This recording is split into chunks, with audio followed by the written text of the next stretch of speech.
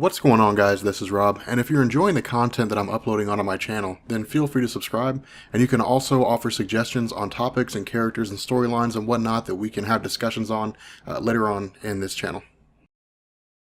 So within Marvel Comics, the X-Men have really split the Marvel Comics community for a couple reasons. The first is that for all the new folks who are out there, all the people who are just kind of stumbling across this video for the first time, maybe you're looking to get into Marvel, a lot of you guys may find yourselves interested in the X-Men because it's new and it's fresh. I mean, it's all new, all different Marvel. It's a different take on a lot of the things that we have seen, but that very difference, or the concept of that new thing is really what drives a wedge between the old and the new fans, in the sense that the old fans sit down and say, well, this is nothing like the X-Men I've been reading for the last, 20, 30 years, or however long they've been reading comic books. And they're not really welcoming to this new thing because it feels like a lot of the old stuff that they knew is being thrown away. And so in a lot of ways, what Marvel Comics fans are feeling right now is a way a lot of DC fans felt with the New 52. When the New 52 was launched, they felt like a lot of their old stuff was being thrown away. But the great thing about Cullen Bunn as a writer is, while he is crazy as hell, he does a very good job, and routinely does a very good job, of crafting his own sort of new story while also paying homage to a lot of the history behind the characters that he's writing about. And we'll see a lot of this over the course of this video, but Civil War II X-Men is not so much a standalone thing as it is an amalgamation of different things. That is to say, it's basically a combination of Uncanny X-Men and Extraordinary X-Men. Now, of course, this initially picks up with this sort of 99% versus the 1% kind of situation. Not that Cullen Bunn's really trying to draw political lines, but in the sense that he's showing us how things are unfolding. Because again, for those of you guys who haven't seen my video on Death of X, which you'll find in the description, that was more or less Marvel coming back, which I kind of felt like that was a story they should have written at the beginning of All New, All Different Marvel. But that was Marvel coming back and saying, hey, here's why the Inhumans and the X-Men are at odds. The Terrigen Mist, as it had been unleashed on Earth by Black Bolt of the Inhumans, has somehow mutated or evolved to the point that it's actually killing mutants as opposed to leaving them unharmed while waking up Inhumans. And so because of this, mutants very much look at the Inhuman community as a threat of sorts. But not all mutants are that way. When All New, All Different Marvel kicked off, we had Extraordinary X-Men, which was led by Storm, and it was basically her saying, okay, look, the mutant community is in mortal jeopardy. Like, mutants are being killed off by the Terrigen Mist. Our goal should be to provide a safe haven for those mutants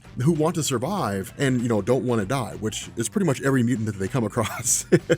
But they also moved the Xavier Institute to Limbo, the dimension of magic of Illyana Rasputin, where she's at her most powerful, where she, controls all these demonic forces and so on. But on the other side of the equation, we had Uncanny X-Men, which was led by Magneto. And this is why I say that Cullen Bunn very much draws on a lot of the old things. And so with this sort of the 99% versus the 1%, we basically have the Terrigen Mist, which is heading over a particular city. And a lot of the wealthy elite mutants that are within this city have effectively taken refuge in a bunker that's sort of made inside of a skyscraper, which basically means that the entire premises is sealed off from the effects of the Terrigen Mist, meaning the mist will basically roll over the city. It'll kill anyone that couldn't get into this bunker, but it'll protect these extremely wealthy individuals. In response to this, Magneto basically breaks in, smashes the place down, and says, look, you forgot a whole bunch of these mutants over here. Now, this is really Cullen Bunn showing us where Magneto stands right now. And that's one of the coolest things about his writing here is Magneto's a fan favorite, right? When it comes to the X-Men, people sit down and they're like, I know who Magneto is.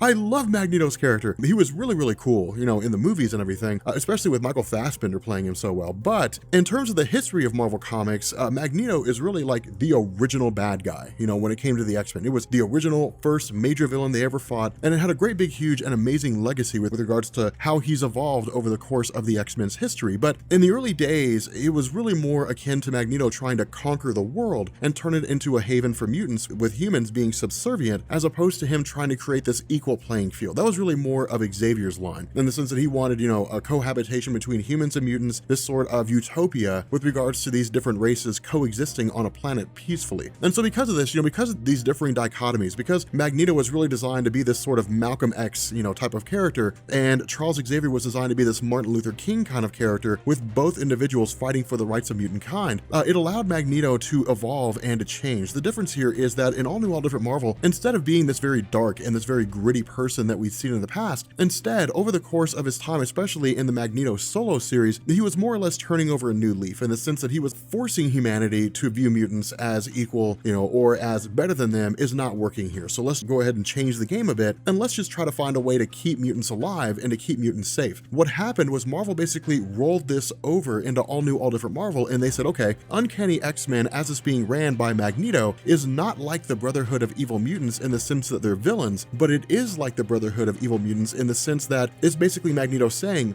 we need to keep mutants protected, and it doesn't matter how we do it. And so really, in Marvel Comics, Cyclops had kind of taken over the traditional Magneto role of being this really dark force, this guy who was like, we'll kill humans if we have to, it doesn't matter, whereas Magneto sort of walked away from that extreme viewpoint. But the fact remains here that in the midst of, Magneto stepping in and saying, hey, look, you can't let these mutants die, we suddenly find out that a lot of the servants that are within this compound are also Sentinels. Now, this again is part of the much larger project that was going on with Marvel Comics that I think was leading into Apocalypse Wars, which was not the best story ever told.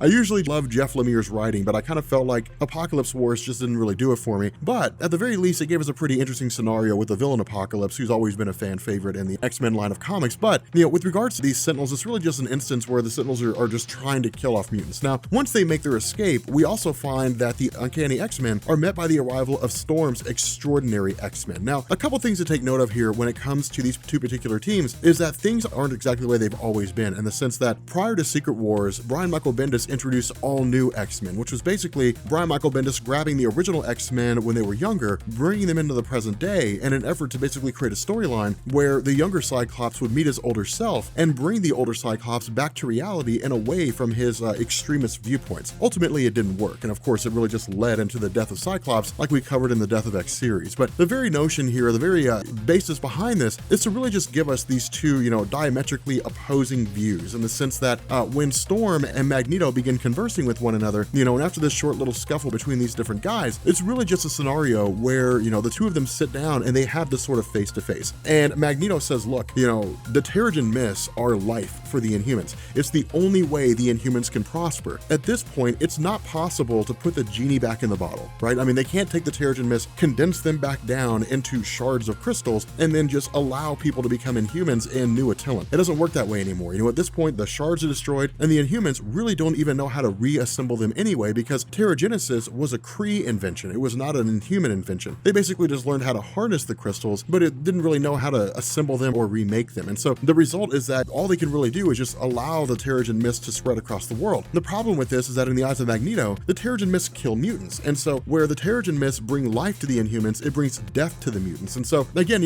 Magneto is really one of these guys where he's like, look, I wouldn't go as far as to say that I'm willing to wage war against the Inhumans in a direct sense. We'll do that if it comes to it. But right now, it's just a matter of keeping mutants safe. But for Storm, it is, we should only worry about keeping them safe. We do not need to go to war with the Inhumans. Now, Storm is playing a very diplomatic role here. And in truth, if I were to be honest, Storm's also just kind of walking the line and she's trying to play both sides, is really what her character is doing at this moment, in the sense of how she's being written, both, by Jeff Lemire in the main Extraordinary X-Men series, as well as, Colin Bunn in this series, that she's effectively trying to play both sides. She's trying to rally the forces of the Inhumans so they don't go to war against mutants, but she's also trying to corral Magneto back in so he doesn't end up out in left field waging war against the Inhumans. And so it's not really the worst thing, it's just really one of these situations where she's trying to effectively keep the world together. Now, this is also the first time that Magneto himself is learning about Ulysses. Ulysses has been a character that's come up before, but Monet St. Croix even goes as far as to ask the question, who is Ulysses? Now, we are given an explanation in terms of who Ulysses is, in the sense that he's an Inhuman who was exposed to the mist and had the ability to determine what the future was going to be using mathematical probability, meaning that it's not an absolute guarantee. He doesn't see the guaranteed future. But somebody I also want to talk about here is Monet St. Croix, because to be honest, unless you've been reading Marvel Comics and the X-Men for quite some time, you probably don't know who she is.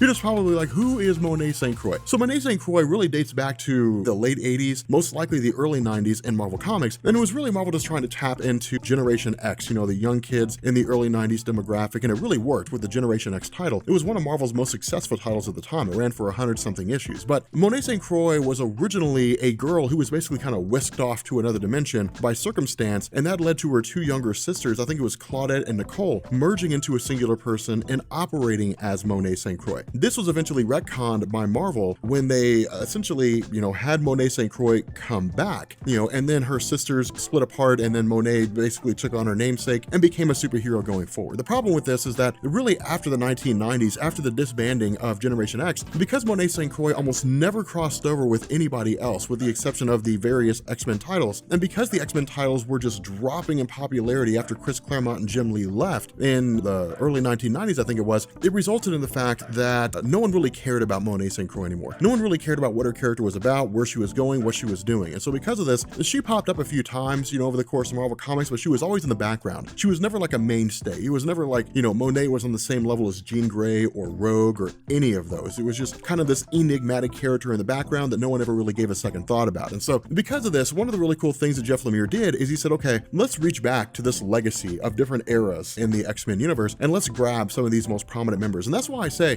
Cullen Bunn doing that, as well as Jeff Lemire doing it, really works with regards to bringing in all these different facets of the X-Men. And that's why I say, if you know where to look, you can find a lot of history of the X-Men in All New, All Different Marvel. It's not like they just threw it all out. They grabbed a lot of really, really cool things. We, of course, have Sabretooth, long-standing villain of Wolverine in the All New, All Different Marvel universe. The team is led by Magneto. And that's why, in a lot of ways, I look at the Uncanny X-Men and I say, this is basically the Brotherhood of Evil Mutants if they weren't evil. But the other half of this equation is that for Storm and her team, and even for Magneto's team in the Savage Land, in their own little war room, a lot of people are looking at Magneto. A lot of people are really, really concerned about him. Now, this becomes prevalent when Nightcrawler actually abandons Storm's team for a time, teleports to Magneto's war room and says, hey, look, I kind of agree with what you're doing here. Not in the sense that you want to wage war against the Inhumans, but in the sense that you're sitting down and you're basically saying there's a legitimate threat here with regards to Ulysses being able to see the future, being able to determine with some measure of probability what most likely might happen. Now, we'll get back to that in a second, but something else that I want to do is I actually want to jump over to Storm, and I want to talk about her encounter with Carol Danvers. Of course, in this particular situation, they're basically fighting against the Brood, which is this alien race that's been around for a long time. Storm was actually a huge focal point, I think, in their early appearances, if not their first appearances in Marvel Comics. But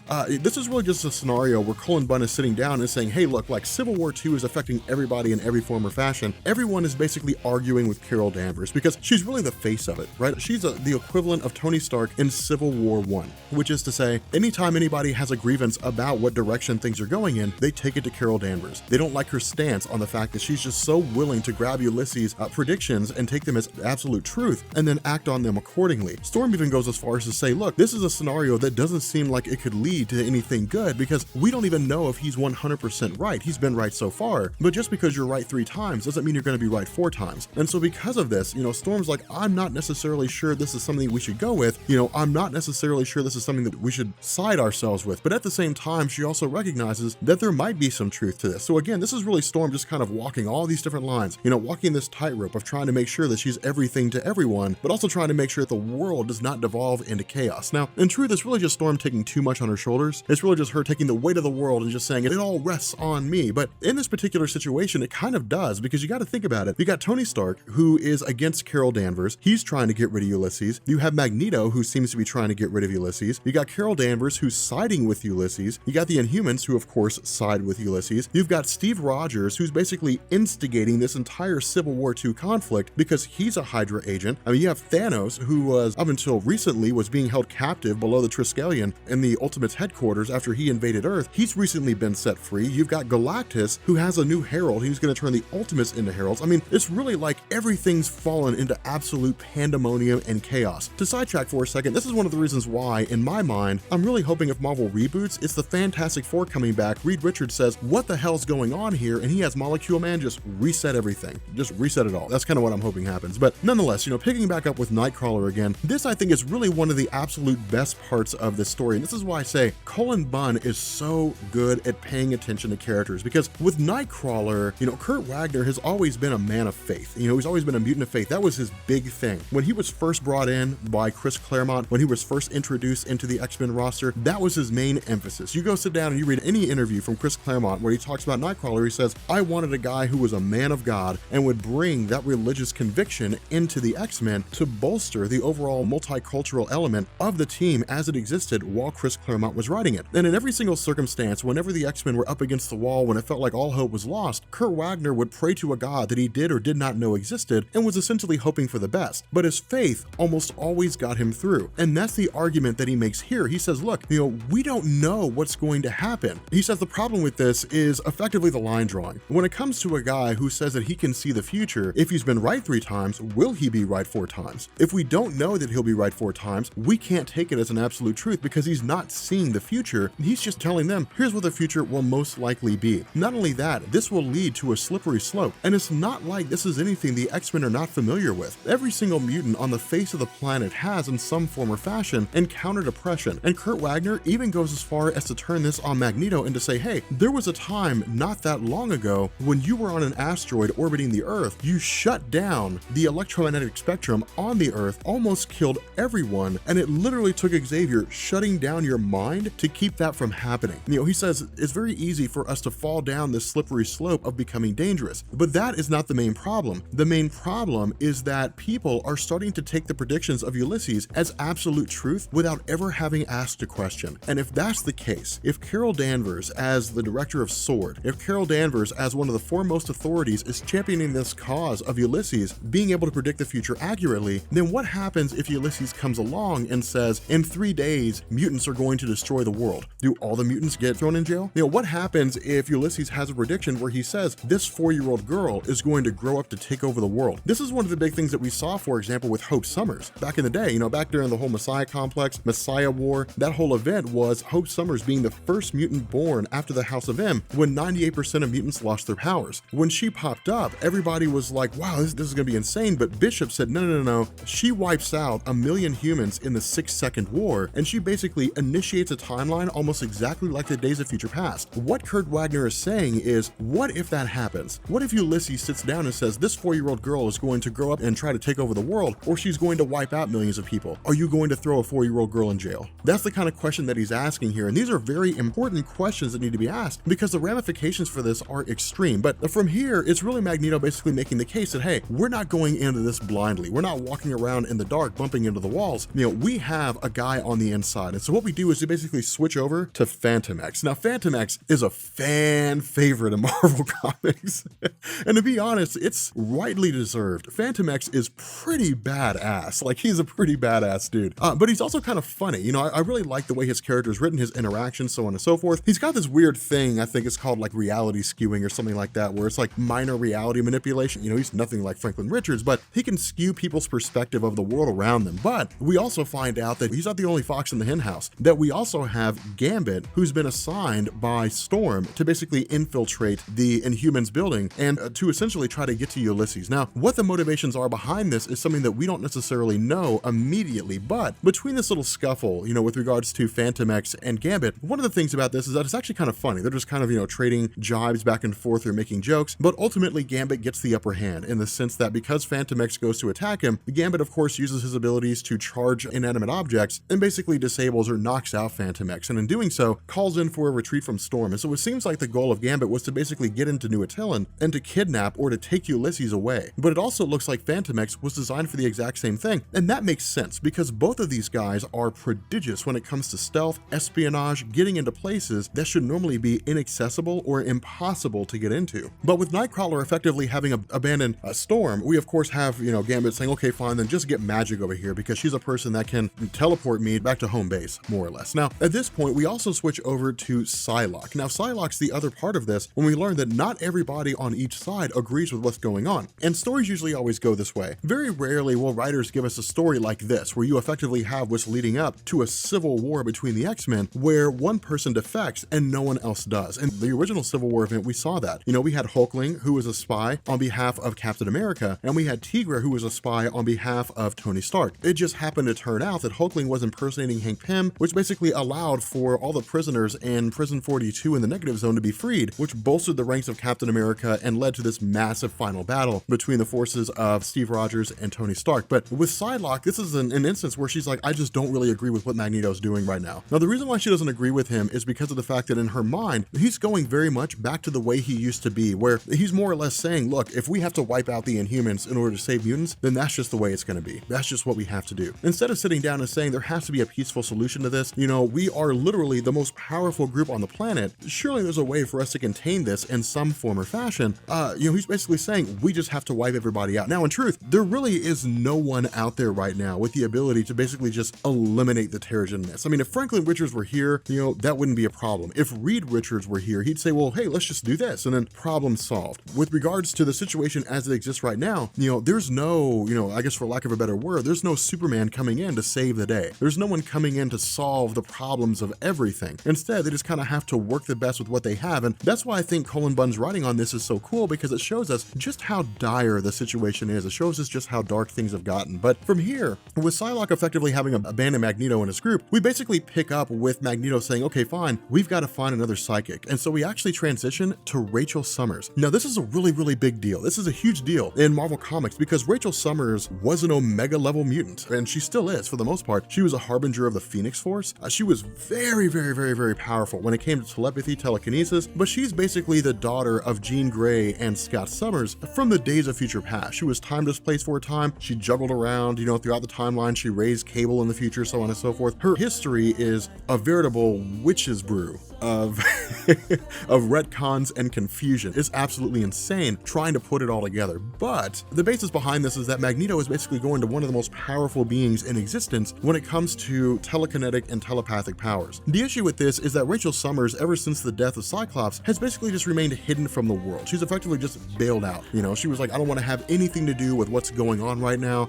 She's like, if the Terrigen Mist come floating to this city that I'm in, well, then I'll just fly away and go somewhere else. But this is really Magneto making the quintessential example of saying there were people, and I'm going to kind of paraphrase here because I don't remember the exact quote, but it's him basically saying, I guess the old World War II adage, when they came for the working class, I didn't speak up. When they came for the Jews, I didn't speak up. When they came for me, there was no one to speak for me. And so it's basically Magneto saying, hey, look, you can run all you want to. You can jump from city to city all you want to. But eventually the Terrigen Mists are going to come your way and there's going to be nowhere for you to go. So either you can help us try to solve this problem, or you can leave us to our fates and then succumb to the same fate somewhere else along the line. More so than that, Magneto says, look, you know better than anyone else where this kind of thing can lead to, because it's really him just kind of preying on her whole idea of Days of Future Past. Because remember, or I guess, for those of you guys who are new, you probably don't know, when Rachel Summers first showed up in the present timeline, when she left the Days of Future Past universe and jumped to the present day to try to figure out why that universe didn't change after the Days of Future Past catalyst, the assassination of Moira McTaggart, Charles Xavier, and Senator Kelly, didn't change that future, she basically said, hey guys, here's what's going on. Like, you guys already met Kitty Pryde. I sent her mind here. Here's how this future is right now. And so Magneto, all those guys are well aware of the Days of Future Past universe. Now, it's always been their goal to keep that universe from happening, to keep that future from coming into existence. And this is what he says. He says, hey, look, Ulysses can supposedly see the future. What if this leads into another Days of Future Past? And so this is really just kind of hitting her in her soft targets. It's really just hitting her in the easiest place to rally her to his cause. And that's exactly what happens.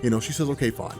I don't want to see the Days of Future Past happening, so I'll go ahead and side with you guys and we'll try to see if we can get this sorted out together. And so, at this point, we effectively pick up with what amounts to this battle between the X-Men in the sense that we basically join Gambit, who has subdued Phantom X and brought him to Storm herself. Now, when they begin questioning him, or at least when they try to start questioning him, they're immediately set upon by the forces of Magneto. Now, this of course is actually a pretty cool battle in the sense we get to see some guys fighting against each other that we wouldn't normally see. We have Monet St. Croix going against Magic, Ileana Rasputin. We have Storm going against Archangel. We have, Nightcrawler going against Psylocke. It's really just kind of this instance where all these different heroes who fought alongside each other are now fighting against one another. So it's kind of like this mini climactic Civil War event for the X-Men. But we also have Rogue, who is actually Mystique, who basically preys on the fact that Gambit has a soft spot for Rogue and will do basically anything, in order to try to get her back. And so because of that, it's really just, heroes going against one another, using the best way they know how to take them down. But we also learn that this entire conflict was actually a ruse. Instead, this was essentially a distraction. Magneto's forces are not there to save Phantom X, they're there to buy time. They're there to distract the extraordinary X-Men so that Magneto and Rachel Summers can make their way to New Attilan and effectively grab Ulysses. Now,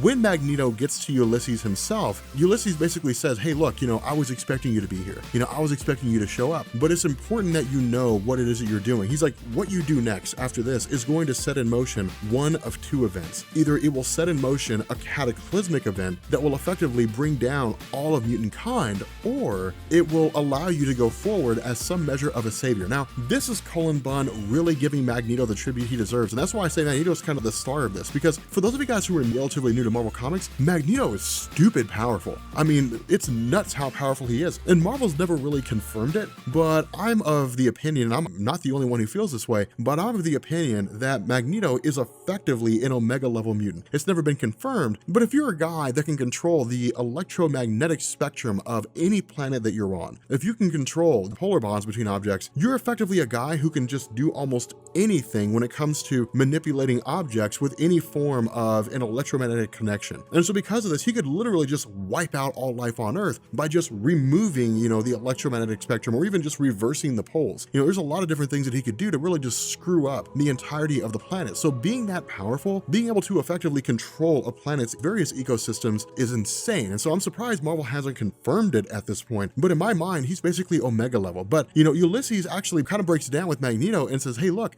I never meant for things to get to this point. I just went to the Inhumans, or the Inhumans found me after I, developed my powers. And I said, hey, here's the kind of things that I can do. And the Inhumans basically turned him into a messiah. The Inhumans said, well, if he can see the future, he knows how great our race is going to be. And so they effectively turned him into a god who was thrust into a role that he didn't want to be in. And so he says, look, come with me and I will show you the future you will create if you allow this conflict to continue. And when Ulysses shows a vision to Magneto, it's effectively the destruction of mutant kind. Now, we don't see every mutant everywhere dying, but what we do see are a whole host of mutants dying. We have Beast who's killed, Jean Grey dies, Iceman is killed. We have a whole lot of these different characters that we're familiar with dying in some massive bloody civil war between the X-Men themselves. And so it's a scenario where Ulysses is basically saying, you have to stop this, you have to end this conflict. And so instead of simply just, going out and making this grandiose statement to the world, Magneto actually just takes off. And instead, Rachel Summers is the one that comes out and says, you can all stand down. Magneto has effectively taken off. Magneto basically just left. I don't know why, but I'm assuming that, Ulysses showed him something, and the result was that he didn't want to see that kind of future come to fruition. Not only that, it's also Rachel Summers saying, look, I still don't want to be a part of everything that's going on, but ultimately she's been thrust into a conflict that she can't walk away from. Now, we ultimately learn that Magneto didn't simply just take off, and to never be seen or heard from again. Instead, he's actually meeting with Medusa, the queen of the Inhumans, and she says, look, because of what you've done here, because you effectively led conflict to our doorstep, you are no longer welcome in New Attilan. And if you ever show up here, regardless of what your intentions are, you'll be greeted as an enemy. Now, let's be honest here, guys. When it comes to the power of Magneto, I'd laugh in the face of that. Magneto could lay waste to New Attilan from orbit and not even think about it. It would be that easy. Like, well, New Attilan's not there anymore because I made it not there anymore. I basically decided it didn't need to exist anymore. And that's that. That's the kind of power Magneto possesses. And so for Queen Medusa to say, well, you're going to be viewed as an enemy is like, well, whatever. I could wipe out Attilan and be home in time for cornflakes. And so because of this, Magneto says, don't worry, the next time I come back, I will be an enemy. Now, we don't know exactly what this is going to lead into at the present moment anyway, but it really just seems as though Magneto is effectively going to wage war against the Inhumans, and it's going to lead to a massive conflict. And that seems to be the case just because we have X-Men versus Inhumans coming up, and we've already got the Zero issue that's been released. It kind of leads up to it, but it really just covers like a chronological timeline of events between the death of Cyclops and the current day leading into that. And of course, we'll cover that in the next few weeks or so. But ultimately, it's really just Psylocke returning to Magneto, and then basically saying, I thought we were partners. I thought we were supposed to be together on this. I thought we were supposed to be working together. We're supposed to be a team. You just kind of went rogue. You ran out there, you decided to take the conflict directly to the Inhumans themselves, and you didn't even ask what my thought was. You didn't ask what I was supposed to do, how I felt about this. You just took it under your own wing and decided to go crazy. And so what she says is,